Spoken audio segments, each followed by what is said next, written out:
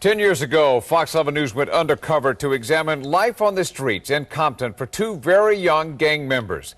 During the last decade, many of our viewers have asked us what happened to them. Chris Blatchford is here with the answer. Chris. Well, back in 1993, these young boys talked about a dismal future that included life in prison or death on the streets. So let's revisit Chucky, Midget, and the Tortilla Flats gang to see if their lives are a self-fulfilling prophecy. Here in Compton, it's the way of the gun. This was all about. It's about the flats and this, the big Flats gang. The streets here are no stranger to blood. Tortilla Flats, color enemy. And the Tortilla Flats gang Tortilla Flats has spilled their share of it. That's the way it goes. You play, you pay. Midget has adopted the lifestyle. Tattoos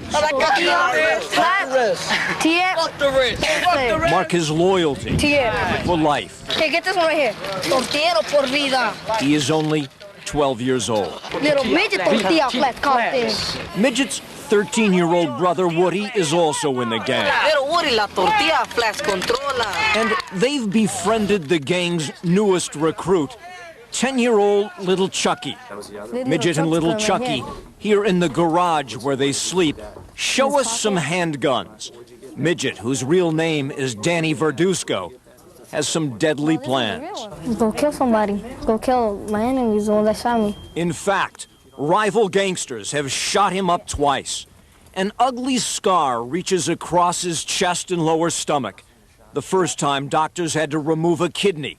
The second time, his spleen. Compton's school district gang intervention officer Andy Zembel remembers visiting Midget in the hospital. Nearly killed him. And I remember squeezing his hand. He opened his eyes, and I asked him, Danny, you gonna make it? Hang on, hang on. He nodded his head and fell back out, unconscious. Boom! Danny, or Midget, later tells how Officer Zembel's caring gave him a will to live. But it doesn't pull him away from the gang. He's soon back carrying a concealed weapon, and sometimes with Chucky nearby.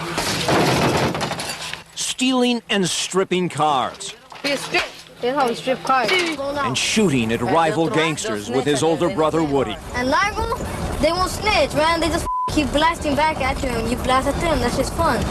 We having shootouts. If my brother dies, if somebody kills him, I'll have to back them up. I'll keep beating those fools up over and over until I kill one of them.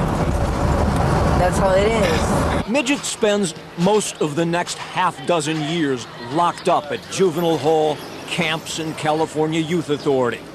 No father in the picture, and a mother who lost control of her sons. There's nothing I can do or say that'll make them do what they're supposed to do. I wish they wouldn't be involved in this, because I know they're gonna die, or they're gonna end up in prison for the rest of their life. Court records say at age 14, Midget is on a self-destructive path.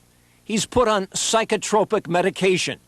But later, here at CYA's Nellis School in Whittier, he joins an anti-gang program and gets his high school diploma. I think he was looking for someone to care about him, someone positive to have in his life, other than the older homies. When Midget's released from Youth Authority, Officer Zembel arranges for the now 19-year-old to have the tattoos taken off his face at a Beverly Hills plastic surgeon's office. But within days, Midget, called into action by Tortilla Flats gangsters, stabs a 16-year-old and an 18-year-old at a graduation party behind this Long Beach storefront. Both victims live. But 3 months later, there is a Tortilla Flats funeral for someone else. 19-year-old Imelda de la Cruz, drunk at a Compton party, gets into a fight with a rival gang member. Sergeant Marty Rodriguez. She pulled out a gun, and when she pulled out a gun, several other people pulled out guns, and it kind of a shooting, a helter-skelter shooting occurred. Imelda is hit by more than a half-dozen bullets from 2 different guns. Midget's brother, Ricardo Verduzco, known as Woody, had recently broken up with Imelda. They had a 4-year-old son together named Adrian. I love you, Mommy. Witnesses say Woody, upset and disrespected by Imelda's death, shows up about a half hour late for the funeral service. Late, say prosecutors, because he's stopped off to murder someone first. Johnny Rios is a Tortilla Flats gang member known as Big Chucky. He was involved in the shootout at the party where Imelda was killed. And prosecutor Alan Jackson says that will cost him his life. Johnny Rios is being executed, and there's no question about it. This isn't an accident. Friends since childhood with Woody and Midget.